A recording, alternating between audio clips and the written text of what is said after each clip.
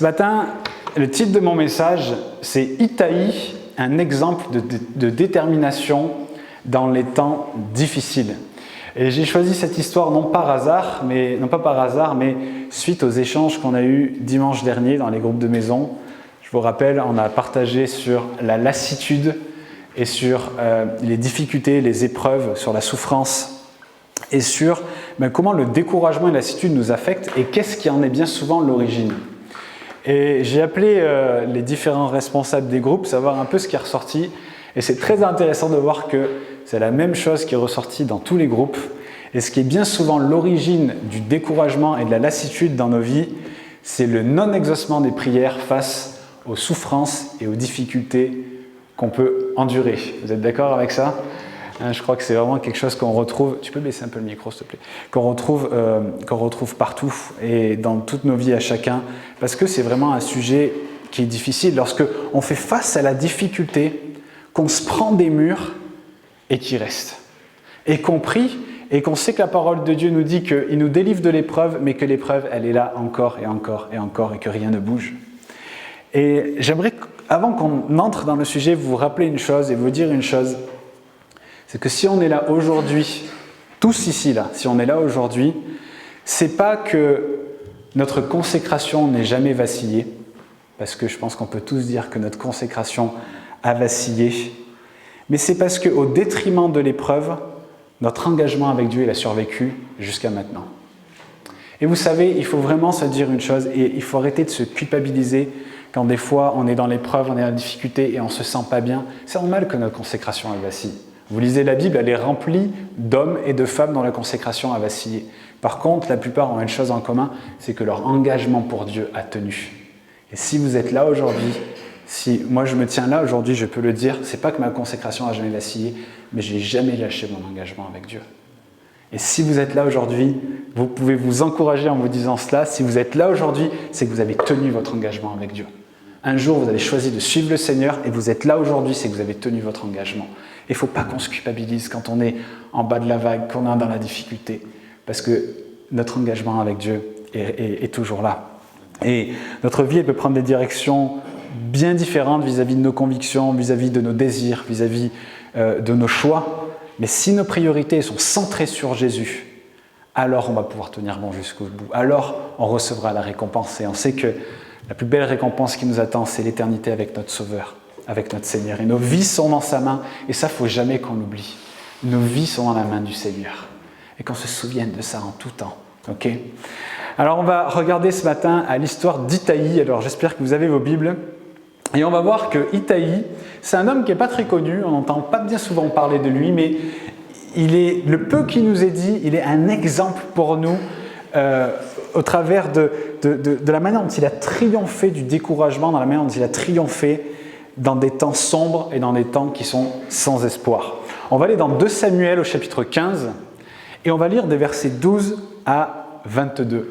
Et juste avant qu'on lise, je vous rappelle le contexte. Cette histoire se passe après que Absalom, le fils de David, s'est rebellé contre lui. Il a fait un coup d'état et David, qui est dans un âge très avancé, est obligé de fuir devant son fils. Il est dans une période où tout le monde l'abandonne, tout le monde l'a trahi et il est seul.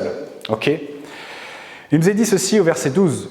« Pendant qu'Absalom offrait les sacrifices, il envoya chercher à la ville de Gilo Achitophel, le Gilonite, conseiller de David. La conjuration devint puissante et le peuple était de plus en plus nombreux auprès d'Absalom. » Donc sous-entendu, tout le monde soutenait Absalom et se détournait de David. Quelqu'un vint informer David et lui dit « Le cœur des hommes d'Israël s'est tourné vers Absalom. » Et David dit à tous ses serviteurs qui étaient avec lui à Jérusalem « Levez-vous, fuyons, car il n'y aura point de salut pour nous devant Absalom. Hâtez-vous de partir, sinon il ne tarderait pas à nous atteindre et il nous précipiterait dans le malheur et frapperait la ville du tranchant de l'épée. » Le serviteur du roi lui dirent « Tes serviteurs feront tout ce que tu voudras, mon seigneur le roi. » Le roi sortit et toute sa maison le suivait et il laissa 10 concubines pour garder la maison. Le roi sortit et tout le peuple le suivait et ils s'arrêtèrent à la dernière maison. Tous ses serviteurs, les Kérétiens et tous les Pélétiens, passèrent à ses côtés, et tous les Gatiens, au nombre de 600 hommes venus de Gath, à sa suite, passèrent devant le roi. Le roi dit à Itaï de Gath, « Pourquoi viendrais-tu aussi avec nous ? Retourne et reste avec le roi, car tu es étranger, et même tu as été emmené de ton pays. Tu es arrivé d'hier, et aujourd'hui je te ferai errer avec nous ça et là, car je ne sais même pas où je vais. Retourne et emmène tes frères avec toi. Que l'Éternel use envers toi de bonté et de fidélité. » Et Itaï répondit au roi et dit, « L'Éternel est vivant, et mon Seigneur le roi est vivant, au lieu où sera mon Seigneur le roi, soit pour mourir, soit pour vivre, là aussi sera ton serviteur. » David dit alors à Itaï, « Va, passe. » Et Itaï de Gath passa avec tous ses gens et tous les enfants qui étaient avec lui. Amen, amen, amen. Alors qu'est-ce qu'on voit dans ce passage? On voit que Itaï est un homme qui, dans un temps de déclin, dans une atmosphère de découragement, a osé s'engager clairement et rester fidèle à David. Et au milieu de la confusion générale qui entourait la fuite de David devant Absalom, on voit que plusieurs, dont les proches du roi, ont commencé à se retourner contre lui. Ils ont commencé à le trahir et à adhérer au parti d'Absalom, et plusieurs l'ont abandonné. Et il nous est cité le nom d'un homme qui s'appelle Achitophel. Et Achitophel, on pourrait presque dire que c'était le meilleur ami de David, c'était son plus proche conseiller, c'était son confident. Et on voit que dans l'espace de 2 chapitres après ça, Achitophel, il propose à Absalom, il dit « Donne-moi 12 000 hommes, je vais aller tuer David et je vais ramener son corps. » Cet homme qui était vraiment un conseiller, un ami pour David. Et ce qui est très intéressant de voir, c'est que lorsque David était dans son règne, eh bien, tout le monde était heureux et prospère à Jérusalem. Il nous a dit que le règne de David était un règne glorieux. Imaginez cela. Une société où tout va bien, tout le monde travaille, tout le monde fait fructifier ce qu'il reçoit. Ils étaient dans la joie, ils étaient vraiment dans la prospérité. Mais une fois que David est devenu âgé, eh bien, on voit que le rejet a pris place sur la gloire. Et lorsque la prospérité a disparu, lorsque l'état des choses où tout allait bien a commencé à disparaître, eh bien, on se rend compte qu'il n'y avait plus grand monde.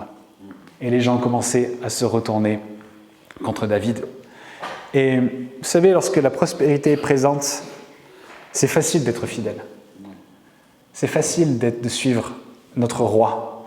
Mais quand l'épreuve arrive, eh bien, ça montre la réalité de la véritable fidélité et du véritable dévouement. Et c'est bien souvent le cas dans notre vie. Je pense que vous serez d'accord avec moi pour dire ça, mais dans la difficulté, face à des murs qui paraissent infranchissables, eh bien, la joie qu'on peut avoir, elle laisse petit à petit place à d'autres sentiments, à du ressentiment, à de l'incompréhension, parfois même de la colère, et souvent orientée vers le Seigneur. Et c'est là où la résilience et notre foi eh bien, va faire la différence dans les temps de découragement. Et avant la rébellion d'Absalom, on voit que Achitophel, c'était vraiment un homme qui était très présent dans la vie de David et à qui David se confiait. Et ce qui est très intéressant de voir, c'est que cet homme était son ami, son confident, il lui confiait beaucoup de choses. Mais pour autant, il n'aurait pas confié grand-chose à un étranger, qui plus est un Philistin, qui était Itaï. Et on voit au travers de cela, et c'est le premier point que j'aimerais développer avec vous, c'est que l'épreuve dans nos vies agit comme un révélateur. Et l'épreuve vient révéler beaucoup de choses. On voit que cette épreuve terrible dans la vie de David a mis en lumière les défaillances de son entourage, ses problèmes familiaux, et ce dans quoi il mettait véritablement sa confiance. Et l'épreuve agit comme un révélateur qui met l'accent sur une chose, et c'est une première question que j'aimerais nous poser ce matin. Quel est le fondement de notre vie? Quel est le fondement de notre sécurité? Quel est le fondement de notre paix? Quel est le fondement de notre acceptance? Quel est le fondement de notre espérance? Parce que quand tout va bien, c'est des questions qu'on ne se pose pas parce que tout va bien. Mais quand on commence à tout foutre le camp, quand on se retrouve pris au cœur de la tempête, c'est là qu'il y a un révélateur qui vient et il dit « Bon, tu avais les 2 pieds sur la terre, maintenant la terre est enlevée sous tes pieds, qu'est-ce qui reste ?» Et l'épreuve agit comme un révélateur. Et Jésus nous dit dans Matthieu 7, versets 24-25, et Je pense que ce que je vais vous partager rappellera à certains quelque chose. Mais il nous est dit dans ce verset, c'est pourquoi quiconque entend ces paroles que je dis et les met en pratique sera semblable à un homme prudent qui a bâti sa maison sur le roc. La pluie est tombée, les torrents sont venus, les vents ont soufflé, se sont jetés contre cette maison et elle n'est point tombée parce qu'elle était fondée sur le roc. Vous savez, il y a des années en arrière, j'ai découvert un truc sur ce passage qui a révolutionné la manière dont je l'ai vu. C'est que j'ai toujours trouvé bête ce passage où je me suis dit, mais comment un homme censé bâtirait sa maison sur le sable? Personne délibérément ne bâtirait sa maison sur le sable, ça n'a pas de sens. Et ce qui est très intéressant, c'est que là où Jésus se situait quand il a parlé de cela, il y a dans cette région ce qu'on appelle le sable jaune du désert. Et le sable jaune du désert, c'est une espèce de pierre, de rocaille, qui a le même aspect que le roc, le même aspect que la pierre, qui est dur comme le roc, pareil, sauf que quand il touche une simple goutte d'eau ou un tout petit peu d'eau, paf, il se désagrège. Mais en apparence, à première vue, il est solide pareil, il a la même couleur, la même tête, mais c'est dans l'épreuve, dans la difficulté, dans l'eau que finalement, eh bien, il se révèle être quelque chose sur quoi on ne peut pas compter. Et l'endroit où il se situait, il y avait des grandes montagnes à l'automne, il y avait des fortes pluies qui venaient, qui créaient des torrents et qui faisaient finalement que ces rocailles commençaient à se dissoudre. Et ça avait beaucoup de sens pour les gens à qui Jésus était en train de partager cela. Et on se rend compte d'une chose, c'est que la différence entre le roc et ce sable jaune du désert n'était rendue visible qu'à un seul moment, lors des inondations, lors de l'épreuve. Mais à la base, ils ont les mêmes propriétés, à la base, ils ressemblent à la même chose. Et c'est exactement ce que l'épreuve produit dans notre vie. Parce que comme le roc ou le sable, on peut bâtir notre vie, notre sécurité, notre paix, même notre famille, notre couple, sur des fondements qui sont instables. Et le problème, c'est que ces fondements, ils seront révélés que dans la difficulté. Moi, je le vois, par exemple, depuis 1 an et demi, je suis dans une nouvelle période de vie, j'ai un enfant, ça a révélé des choses. Ça a révélé des fondements qui n'étaient pas bons. Et ça agit comme un révélateur. Et du coup, la bonne démarche, quand on y arrive, c'est de réajuster, de dire « Ah oui, ce fondement n'est pas bon, je vais en choisir un autre. » Mais tout au long de nos vies, on passe par des saisons qui viennent révéler des choses. Dans votre travail, dans votre couple, dans vos relations humaines, dans votre rapport à l'argent, dans votre sécurité. Moi, j'ai un voisin, là où j'habite, il a été cambriolé, putain, mais ça a mis sa vie sans dessus-dessous. Et ils sont là, essayer de trouver des moyens, des choses. On a tous des choses dans nos vies qui viennent révéler quel est le fondement. Et voilà pourquoi, et ça j'aimerais le dire à ceux qui vont bien ce matin, ceux qui ne sont pas dans une période d'épreuve, voilà pourquoi il est si important d'utiliser ces temps de grâce, ces temps de prospérité pour s'interroger sur quel est notre fondement. Parce qu'au plus tôt on se met sur le véritable fondement, et au mieux on vivra ces temps d'épreuve. Le problème, c'est que quand tout va bien, tout va bien. Et on est là et on vit notre vie, on ne s'interroge pas de tout cela. Mais quand l'épreuve vient frapper, c'est là où ça devient difficile. Et vraiment qu'on prenne cette période prospère pour investir dans l'enrochement de nos vies sur le seul rocher qui compte, le rocher des siècles. Et ça, c'est Jésus-Christ. Il est le véritable fondement. Et je vous l'ai cité dernièrement, mais quand je vois ces gens en Ukraine, c'est des gens qui étaient comme vous et moi, en une seconde, ils ont tout perdu. Quand on vous enlève tout, quand on vous enlève votre maison, des familles qui ont été séparées, des familles brisées, vos comptes en banque, la valeur de l'argent n'a plus rien. Vous savez que dans une semaine, ils vont introduire le rouble là-bas. Tout l'argent, tout ce que vous avez gagné, ça n'a plus d'importance. Qu'est-ce qui reste ? Moi, je crois que dans ces cas-là, la seule chose qui nous reste, c'est nos yeux pour pleurer et Jésus-Christ. Et c'est pour ça qu'il y a plein de réveils de gens qui viennent au Seigneur là-bas, parce qu'ils n'ont plus rien, en quoi espérer sur cette terre. Et c'est là où Dieu est tellement important dans nos vies. Et on voit que cette épreuve, elle est un révélateur pour David. Au milieu de cette petite troupe de serviteurs qui est restée fidèle au roi, le seul roi légitime, et ça c'est très important, David était le roi légitime, et bien on voit que Itaï est là. Et là encore, on a un deuxième point qui est important, c'est qu'il y a bien des rois illégitimes qui essayent parfois d'avoir notre attention, qui essayent parfois d'avoir notre fidélité.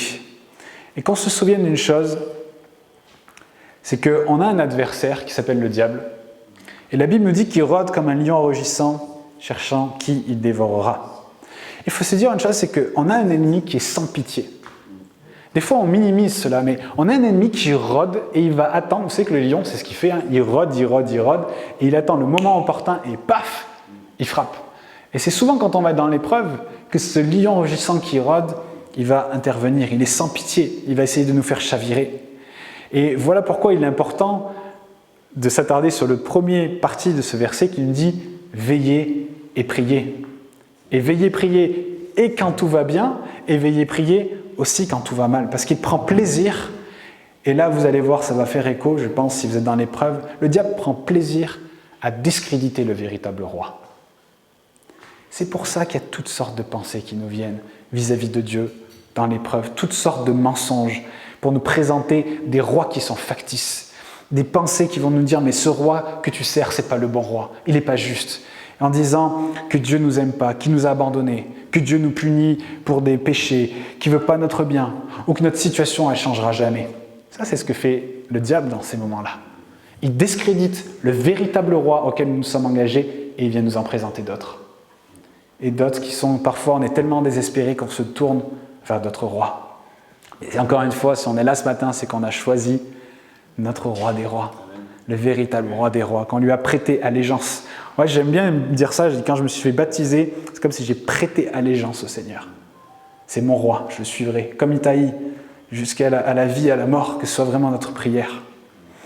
Et face à ce faux roi, on voit que Itaï, qui était un émigré, qui était en plus de Gath, je ne sais pas si ça vous rappelle quelqu'un d'autre, c'est Goliath. Goliath, il était de Gath. Et c'est le même règne de David qui avait frappé Gath. Cet homme, on voit qu'il était philistin du pays de Gath et il va s'attacher à David.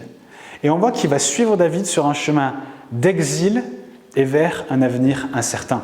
Et on voit que c'est tellement dingue, ça surprend tellement David, que David il va être soucieux de l'épargner. Il va lui dire, mais... Et c'est fort, hein, il lui dit, j'ai pris une autre version, mais il lui dit, pourquoi tu veux venir avec nous? Après tout, tu es un étranger ici, tu es en exil loin de ta patrie, et tu es à mon service que depuis peu de temps. Sous-entendu, il y en a qui sont là depuis bien longtemps, eux ils sont censés être fidèles, bon, il se trouve qu'ils ne le sont pas, mais toi tu viens juste d'arriver, mais pourquoi est-ce que tu me montres cette fidélité? Et il lui dit, moi-même je m'en vais sans savoir où je vais. Il est bon de saisir le contexte de ce qu'on lit, mais David c'est un vieillard à ce moment-là. Il part, il a pris son sac à dos, il est en exil, il part sans savoir où il va, et il y a de très grandes chances qu'ils vont mourir. Et cet homme, en fait, c'est je sais pas, un match de foot, il y a 7-0, lui il dit non mais je suis pour ton équipe. Ça n'a aucun sens. David il lui dit mais pourquoi? Pourquoi est-ce que tu veux faire ça? Et on voit que Itaï va répondre en disant, et il montre sa détermination, il dit aussi vrai que l'Éternel est vivant, que mon Seigneur le roi est vivant, ton serviteur restera avec mon Seigneur le roi partout où il ira, soit pour mourir, c'est la première option qu'il présente parce que c'est sûrement celle qui va se passer, soit pour vivre. Et on voit qu'il évoque qu'il a aucune crainte, il n'a aucune peur de la mort, il n'a aucune peur sur l'aboutissement de là où il va. Parce qu'il y a une seule chose qui compte, la fidélité au véritable roi. Et moi, je trouve c'est fort ces paroles, mais ces paroles, elles sont à l'image de son cœur, elles sont à l'image de son allégeance, elles sont à l'image de sa fidélité. Vous savez, le nom Itaï, ça veut dire proche de l'Éternel. Et on voit qu'il a choisi de suivre son oint, il a choisi de suivre celui que l'Éternel a placé comme roi. Et on voit un parallèle magnifique, je trouve, dans cela, mais comme Itaï qui était étranger, on était nous aussi autrefois étrangers. On était sans Christ, on était étrangers aux alliances de la promesse, on était sans espérance, mais maintenant on a été rachetés par le Seigneur. On est l'objet de son amour, on est l'objet de sa joie. Et là encore, j'ai une question à nous poser ce matin, c'est comme Itaï, est-ce que nos cœurs sont entièrement pour notre roi? Est-ce que nos cœurs sont entièrement dévoués pour notre roi? Est-ce que nos vies lui appartiennent-elles vraiment, lui qui nous a rachetés à un si grand prix? Parce que vous savez, encore une fois, c'est pas dans ce moment d'épreuve qu'Itaï a choisi de prêter allégeance à David. Sa fidélité, elle n'est pas née dans ce moment de difficulté, mais elle était déjà présente bien auparavant. Il avait donné sa loyauté à David bien avant, alors que tout allait bien. Et suivre le Seigneur, c'est ça, c'est faire preuve de loyauté en tout temps et aussi nous préparer pour les saisons qui vont être difficiles. Et vous savez, dans notre groupe, on a eu un sujet un peu de divergence D'ailleurs, j'avais l'impression que c'était un peu moi contre tous. Mais sur un point où on a partagé, moi j'essaie de leur avancer, je leur dis, mais vivre avec Dieu, c'est vivre une vie bien plus difficile que dans le monde. Alors tout le monde m'a sauté dessus en disant, mais c'est faux, Dieu est avec nous, et tout ça. C'est vrai que Dieu est avec nous, et c'est la plus grande grâce que nous avons, parce que on voit quand même une chose, c'est que certes, on est avec le Seigneur, mais on voit que le monde aussi a des épreuves. Et je n'ai pas l'impression qu'ils en ont bien moins que nous, ou bien plus que nous. Des gens sont malades, il y a du cancer, il y a des choses terribles qui se passent, et ils ont les mêmes problèmes que nous. Sauf que nous, on a le Seigneur. Donc ça, j'irai un point dans l'équipe qui pense que vivre avec Dieu, c'est mieux. Enfin, c'est plus facile en tout cas, bien sûr que c'est mieux. Mais il y a aussi une chose, c'est que à ce combat se rajoute un autre combat que ces gens n'ont pas. C'est le combat contre le péché, le combat contre les tentations et le combat contre la chair.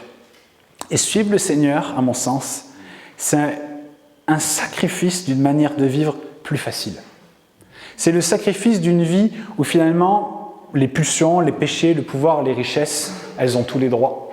Moi, j'ai l'impression, quand je discute avec des gens que je travaille, ils n'ont pas de soucis vis-à-vis de toutes ces choses qui sont un souci pour moi, ou qui me demandent des efforts, qui me demandent de me battre, de combattre vis-à-vis de tout cela. Et je crois que c'est pour ça que Jésus a dit ceci, il a dit « Large est la porte, et spacieuse et facile est la route qui mène là où l'homme sera irrémédiablement perdu. Mais étroite, c'est-à-dire toute petite, toute biscornue, est la porte qui donne accès à la vie, mais qu'il est difficile le sentier qui y mène et qu'ils sont peu nombreux ceux qui le trouvent. » Jésus lui-même a décrit le chemin de vie avec le Seigneur comme étant quelque chose de difficile. Et c'est difficile. Il faut arrêter de dire que vivre avec Dieu, c'est plus facile, c'est faux. Moi, je ne crois pas.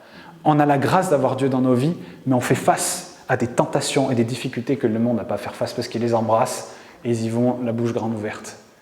Mais nous, c'est un autre appel qui est le nôtre. Et le sentier sur lequel on marche n'est pas facile. C'est pourquoi il est important de savoir pourquoi on a fait le sacrifice de suivre Jésus. D'être sûr quand on se fait baptiser. Moi, je pense qu'il est vraiment important de ne pas baptiser les gens à la va-vite, mais aussi de leur dire, mais tu sais que c'est un chemin étroit, on marche sur un chemin étroit. Et c'est pas facile. Mais on sait qu'on a fait ce sacrifice parce que Dieu nous a tant aimés, qu'il a donné son Fils unique pour mourir à la croix pour nos péchés. Et il a ouvert ce chemin pour nous. Et jamais il nous abandonne, jamais il nous laisse tomber. Et son esprit est là pour nous aider aussi dans ces combats, dans ces luttes. Mais c'est un chemin qui est étroit et qui n'est pas facile.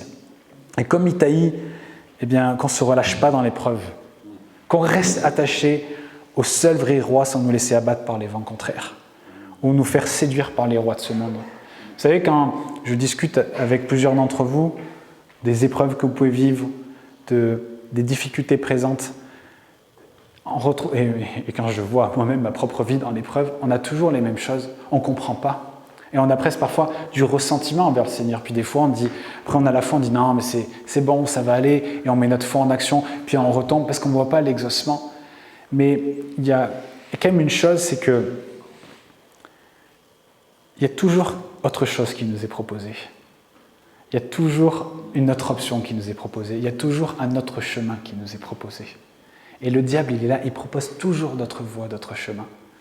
Et que vraiment, comme Itaïe, on se souvienne de cet homme, de rester attaché au seul vrai roi. Parce que dans l'épreuve, il y a des gens qui se perdent véritablement. Et on va le voir juste après. Mais l'épreuve, des fois, elle est tellement terrible qu'on a tellement de ressentiment contre Dieu qu'on a envie d'abandonner le Seigneur. Mais ce que nous montre Itaïe dans ce passage, c'est qu'il est resté attaché au seul vrai roi, sans se laisser avoir ou séduire par d'autres rois, par Absalom. Et ce matin, pensez à vos épreuves, pensez à vos obstacles, pensez à vos prières qui, aussi en apparence, n'ont pas reçu leur exaucement. Rappelez-vous que Dieu est souverain, il est au contrôle de la tempête que vous traversez. Et il fera ressortir sa gloire de tout ça. On a un Dieu qui se glorifie dans l'épreuve. Il est dit dans Marc 11, verset 24, « C'est pourquoi je vous déclare, tout ce que vous demanderez dans vos prières, croyez que vous l'avez reçu, et cela vous sera accordé. » Vous savez, ce que dit ce passage, ça veut dire que quand on prie, on est exaucé. Maintenant, quand on prie pour certaines situations problématiques, l'exaucement, il n'est pas toujours là. Et moi, je connais des personnes qui sont mortes sans avoir vu leur exaucement. Alors, qu'est-ce que ça veut dire? Est-ce que ce verset est faux? Est-ce que notre Dieu est menteur? Ou est-ce que il y a quelque chose de différent, peut-être de plus subtil qui est à saisir dans ce verset. Vous savez, Dieu nous dit au travers de ce verset que l'exaucement, ça c'est difficile pour nos cerveaux de réaliser ça, mais l'exaucement il ne commence pas quand on le voit s'accomplir. C'est ce que nous dit ce verset. L'exaucement il ne commence pas quand on le voit s'accomplir dans le monde physique, mais il commence dans le monde spirituel. C'est-à-dire que Dieu nous exauce déjà avant même qu'on puisse voir l'objet de notre demande. Il nous exauce déjà avant même qu'on voit l'exaucement dans le monde physique. C'est pour ça que Jésus il a dit « Heureux ceux qui auront cru sans avoir vu ». Mais ça doit être notre leitmotiv, ça doit être notre credo. On doit avancer dans ce monde sans voir, sans regarder aux circonstances, mais en voyant la promesse de Dieu. C'est ce qu'on a chanté juste avant. Même si je ne le vois pas, même si je ne le sens pas, tu n'arrêtes pas d'agir. Et on a un Dieu qui agit en tout temps, en toutes circonstances. Et jamais il nous abandonne, jamais il nous laisse tomber. Et nos prières, elles sont déjà exaucées. Si ce matin, vous allez prier vis-à-vis de votre épreuve, et vous dites « je ne vois pas », sachez une chose, vous avez déjà été exaucé. Dans votre maladie, vous avez déjà été guéri. Dans votre épreuve, Dieu a déjà préparé l'issue favorable. Dans les questions que vous avez, qui sont sans réponse, et le Seigneur intervient, j'ai besoin d'une réponse, il a déjà donné la réponse. C'est déjà fait, c'est déjà exaucé.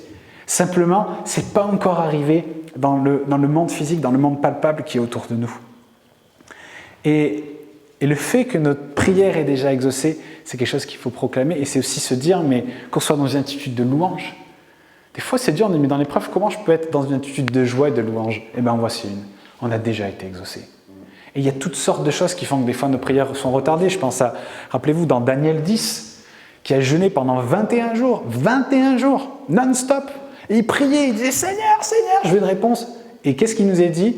Il y a un ange qui vient le voir 21 jours après qui lui dit « Daniel, dès le premier jour, ta prière a été entendue. Et j'ai envoyé un ange t'envoyer la réponse. » Sauf qu'il est tombé face à un ange, un costaud, un démon costaud. J'ai dû envoyer un autre ange venir l'aider pour qu'ensuite il vienne jusqu'à toi et t'apporter la réponse.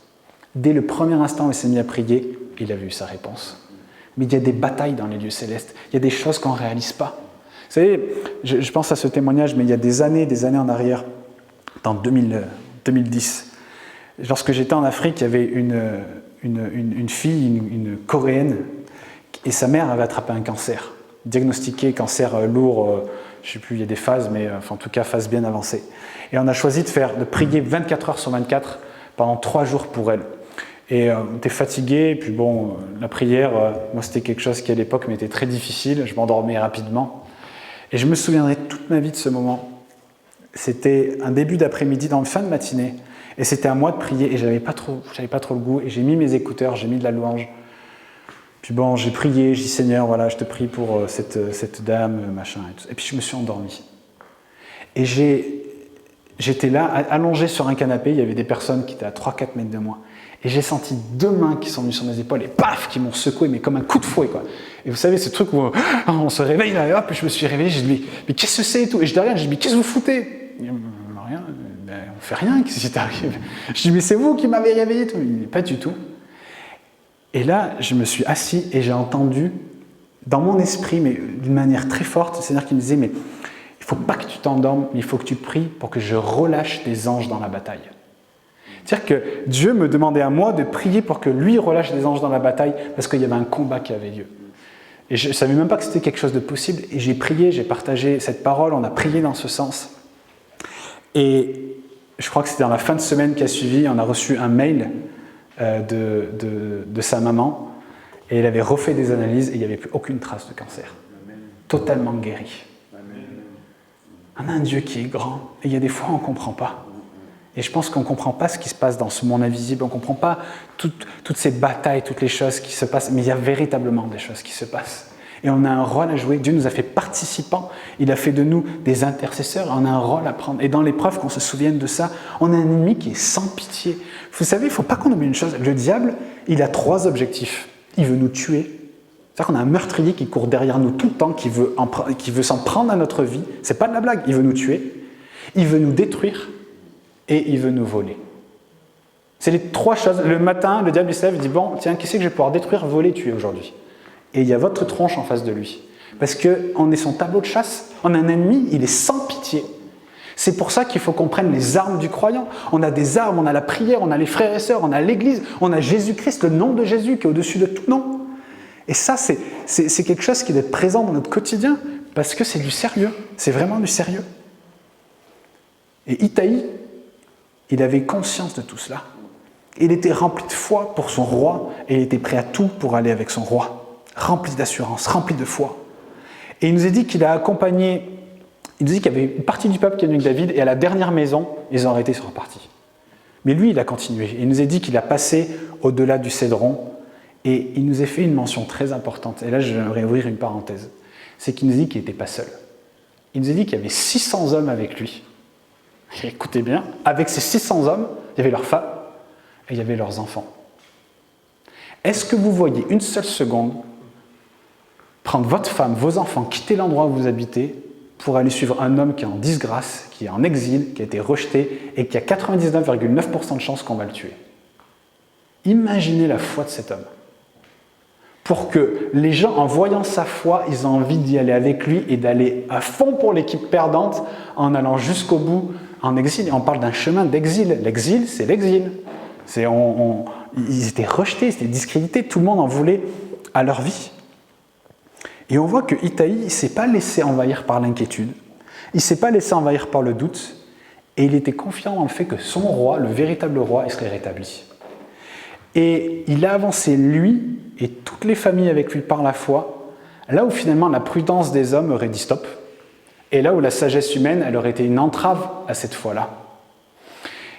Et j'aimerais développer un point ici, c'est que la manière dont nous mettons notre foi en action dans l'épreuve ne touche jamais que nous-mêmes, mais c'est également un témoignage pour ceux qui nous entourent. Pensez à Job, pensez à Joseph, pensez à Daniel et bien d'autres. Dans l'épreuve, ils ont été un témoignage puissant pour leur entourage, un témoignage de foi, un témoignage de résilience et de confiance en Dieu face à l'inconnu. Encore une fois, heureux ceux qui auront cru sans avoir vu. Et ce que j'aimerais vous dire au travers de cela, c'est que notre conduite, véritablement que notre conduite, apprenne à nos enfants et apprenne à ceux qui nous entourent à aimer et suivre notre roi, à aimer et suivre notre Sauveur, qui, lui aussi, je vous rappelle, est rejeté par le monde. Lui aussi est en disgrâce dans ce monde, lui aussi est rejeté. Et que par notre témoignage de vie, par la manière dont on vit dans l'épreuve, nos enfants et ceux qui nous entourent soient imbibés de la même foi pour tenir bon et suivre notre roi qui est rejeté par ce monde. Parce qu'en vivant l'épreuve sans Dieu et en le rejetant, ça peut être aussi un témoignage contagieux pour notre entourage. Je ne sais pas si vous réalisez cela. C'est-à-dire que quelqu'un qui tient bon, qui a la foi dans son épreuve, il a un témoignage pour son entourage. Et d'ailleurs, vraiment, moi, je tiens à remercier. Et ça, c'est vraiment aussi quelque chose que je voulais faire ce matin. Tous ceux qui sont dans l'épreuve et qui tiennent bon, qui sont dans la souffrance. Vous êtes un exemple. Je pense à Alexandre, je pense à papa, je pense à d'autres qui, dans la souffrance, tiennent bon et sont fidèles à Dieu. Mais quel exemple de foi! Ça donne envie de tenir bon, parce qu'on se rend compte que c'est possible. Mais il y a aussi une chose, c'est que parfois, dans l'épreuve, dans les temps de détresse, certains rejettent le Seigneur, se rebellent contre Dieu, ou rejettent ses promesses. Et ça aussi, c'est quelque chose qui peut être contagieux pour l'entourage. Et j'aimerais ouvrir cette parenthèse rapide. Nous allons raconter une histoire dans Nombre 32. C'est l'histoire de la tribu, des fils de Ruben et de Gad. Et les fils de Ruben et de Gad, lors de la conquête de Canaan, étaient dans une prospérité financière énorme. Ils avaient énormément de troupeaux, ils avaient beaucoup de biens, ils avaient beaucoup de choses. Et il nous a dit que quand ils étaient en route vers Canaan, il nous a dit que leur regard se porta sur le pays de Jaézer et de Galad. Et le pays de Jaézer et de Galad, c'est des prairies verdoyantes, des ruisseaux, vraiment l'abondance. Et on voit que pour eux, l'épreuve de la conquête qui les attendait était quelque chose qu'ils ne voulaient pas vivre, mais leur cœur convoitait plus de troupeaux, plus de richesses, plutôt que de faire confiance à Dieu dans ses promesses, dans ses projets. Et je vous rappelle que l'annonce de ce que de ce que Dieu avait préparé, c'était un pays où coule le lait et le miel. C'est ça qui les attendait. Mais ça faisait un moment qu'ils attendaient ça. Et eux, ils ont vu les prairies verdoyantes, ils ont dit, c'est bien suffisamment de lait et de miel pour nous, ça ira très bien. Et on voit ils ont vraiment rejeté finalement le projet de Dieu. Et un jour, ils sont allés voir Moïse. Et ils ont dit à Moïse, écoute, nous, on va rester là. Et ils ont dit, on va construire ici verset 16-17 du chapitre 32, on va construire ici des enclos pour nos troupeaux, des villes pour nos petits-enfants, très important. Puis nous-mêmes, on va venir combattre avec vous pour reprendre le pays, puis ensuite, on reviendra ici. Et ils finissent en disant, quant à nos petits-enfants, ils resteront dans les villes fortifiées à cause des habitants du pays. Et on voit une chose ici, mes amis, c'est que Dieu avait préparé le pain de l'autre côté du Jourdain, mais eux, ils voulaient se contenter des miettes. Ils ne voulaient pas rentrer dans les projets que Dieu avait pour eux. Et la décision de cette génération, et ça c'est très important, de rester, de refuser les promesses de Dieu et de rester dans ces plaines-là, ça n'a pas impacté qu'eux-mêmes. Ça a impacté leurs enfants et ça a impacté leurs petits-enfants. Et j'ai vu un verset qui m'a fait halluciner. C'est qu'il nous a dit un petit peu avant, dans Nombre 14, verset 31, Dieu a fait cette promesse à ses tribus. Il leur a dit, vos petits-enfants, dont vous avez dit qu'ils seraient une proie, je les ferai entrer et ils connaîtront le pays que vous avez méprisé. Le plan de Dieu pour la génération de ses petits-enfants, c'était de rentrer dans le pays promis. Et à cause de la décision, la mauvaise décision de leurs parents et grands-parents, eh bien, ils ne sont pas rentrés dans les promesses de Dieu. Eux, ils n'avaient rien demandé. Mais à cause de la décision de leurs parents et leurs grands-parents, ils sont passés à côté des plans de Dieu pour leur vie. Et la manière dont nous agissons, la manière dans l'épreuve, dans la difficulté, même dans notre vie de tous les jours, c'est un témoignage pour notre famille. C'est un témoignage pour notre famille. Et Itaï, il n'a pas eu peur. Il a emmené ses enfants, il a emmené sa famille. Ces hommes, ils ont emmené leur famille dans quelque chose qui paraissait fou aux yeux des hommes, qui ne paraissait pas prudent, mais par la foi, ils ont su que c'était ce que Dieu voulait. Et vraiment, je referme cette parenthèse, mais c'est vraiment quelque chose d'important, qu'on se souvienne que l'épreuve crée aussi en nous un témoignage pour notre entourage. Et ce témoignage, il a un impact. La manière dont on est dans la résilience, quand on tient dans l'épreuve. Pour les gens qui sont autour de nous, les gens ne comprennent pas ça. Quand on est dans la joie alors que tout va mal, c'est des choses qui choquent, c'est des choses qui interpellent, et les gens, ça les touche. Et il faut qu'on se souvienne de cela. Et on voit que finalement, Itaï a été un soutien pour David, et il l'a fait sans chercher à être récompensé, sans chercher à avoir quoi que ce soit. Et par la suite, il nous est dit que David l'a récompensé et lui a donné le commandement sur un tiers de ses armées. Et lorsqu'on montre notre dévouement, lorsqu'on montre notre fidélité, notre confiance dans le Seigneur au milieu de l'épreuve, on a un Dieu aussi qui nous récompense, qui est bon avec chacun d'entre nous. Vous savez, j'aimerais finir juste sur une dernière notion importante. C'est que dans le passage qu'on a lu aujourd'hui, David, il est l'image de nos frères, de nos sœurs, et il est l'image de Dieu. Il y a deux images. Il est l'image de ce roi qu'on veut suivre coûte que coûte jusqu'au bout, mais il est également l'image de nos frères et sœurs. Et on est tous appelés, et j'aimerais vraiment finir là-dessus, à être des Itaïs pour les autres. Tous. On a tous ce qu'il faut pour être des Itaïs pour les uns et pour les autres. Vous savez, vers la fin de son ministère, Jésus, il a dit « Il est avantageux pour vous que je m'en aille ». Vous savez pourquoi il a dit ça ? Tout simplement parce que Jésus lui-même ne pouvait pas se démultiplier. Il ne pouvait pas être partout. Il a dit « Il est avantageux que je m'en aille parce qu'il y a un consolateur qui vient, le Saint-Esprit qui habitera dans chacun d'entre vous. » Ce Saint-Esprit qui vient habiter en nous lors de la nouvelle naissance. Si vous êtes là, je le crois, c'est que vous êtes nés de nouveau. Et donc vous avez le Saint-Esprit en vous. On a tous reçu le Saint-Esprit. Et il fallait que le Saint-Esprit vienne parce que c'était un vrai problème. Jésus, il ne pouvait pas être partout. Il ne pouvait pas se démultiplier. Et quand le Saint-Esprit est venu, ça a permis à chacun d'entre nous qui avons reçu le Saint-Esprit, eh bien de pouvoir être comme Jésus sur la terre. C'est-à-dire que chacun d'entre nous, et je sais que vous savez ce que je vous raconte, mais il est important qu'on le réalise, chacun d'entre nous, on a la capacité de pouvoir venir en aide à ceux qui nous entourent. On a la capacité de prier pour les malades. On a la capacité de chasser les démons. On a la capacité d'appeler notre frère qui est dans la détresse. On a la capacité de prendre soin les uns des autres. Et ce n'est pas quelque chose qui est réservé au pasteur, parce que le pasteur, il n'est pas Jésus, et Jésus ne pouvait pas se démultiplier, et moi, je ne peux pas me démultiplier. Les responsables, ils ne peuvent pas se démultiplier. Mais tous, c'est quelque chose qu'on peut faire. L'Église, c'est un ensemble de croyants, une famille, des frères et des sœurs qui prennent soin les uns des autres. L'expression « les uns les autres », elle revient sans arrêt dans la Bible. Parce qu'on est appelé à prendre soin les uns des autres. Et tous ici, on peut prendre soin les uns des autres. Et je vous dis cela, c'est pas pour rien que je vous dis ça. Parce que je le ressens, moi des fois je ressens un tel poids, une telle charge. Tout le monde attend quelque chose de moi, mais je ne peux pas. Je suis un homme, moi, je ne suis pas Dieu. Mes parents, tous ici, on a reçu ce qu'il faut pour prendre soin les uns des autres. Appelez, vous entendez quelqu'un ne va pas bien, mais envoyez un petit texto, prenez des nouvelles. Est-ce que je peux t'aider? Est-ce que je peux t'amener à manger? Est-ce que tu as besoin de quelque chose? C'est quelque chose qu'on peut tous vivre ensemble. Et c'est la raison aussi pourquoi on a les groupes de vie.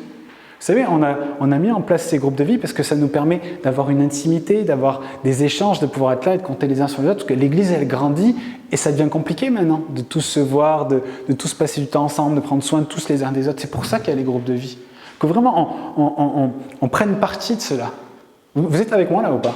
Que vraiment on réalise aussi cette richesse de dire, ben voilà, on a un petit nombre, on peut se confier les uns aux autres, on peut prier les uns pour les autres, on peut aller se visiter, on peut faire des repas, on peut faire toutes sortes de choses. Parce que, en fait, l'Église, c'est ça. Si on ne peut pas prendre soin les uns des autres dans des temps comme ceci où tout va bien, qu'est-ce qui va se passer quand tout ira mal? C'est maintenant, c'est dès aujourd'hui que l'Église doit être vécue. Rappelez-vous ce que je vous ai dit, qu'Itaïe, il a été loyal envers son roi et aussi finalement avec son frère, et comme nos frères et nos sœurs, avant, même quand tout allait bien, et qu'on vive ces choses-là ensemble. Et si vous pensez pas être capable de faire ça, c'est un mensonge. Parce que vous avez reçu le Saint-Esprit et vous êtes capable. C'est Dieu qui nous rend capables. Et ces groupes de vie, ils sont là pour ça.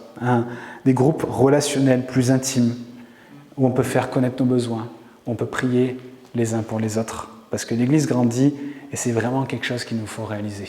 Amen.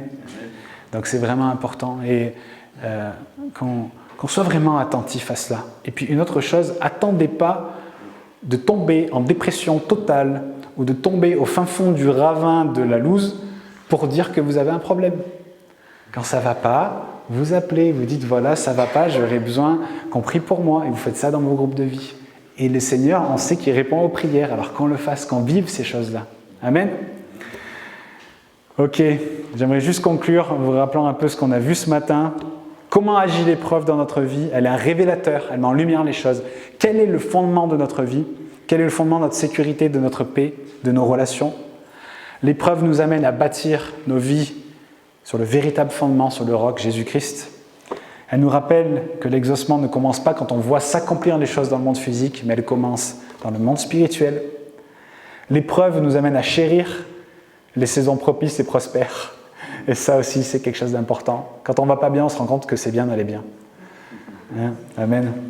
Elle nous fait prendre conscience que notre ennemi, le diable, est sans pitié et qu'on doit redoubler d'efforts, prendre les armes du croyant, proclamer le nom de Jésus.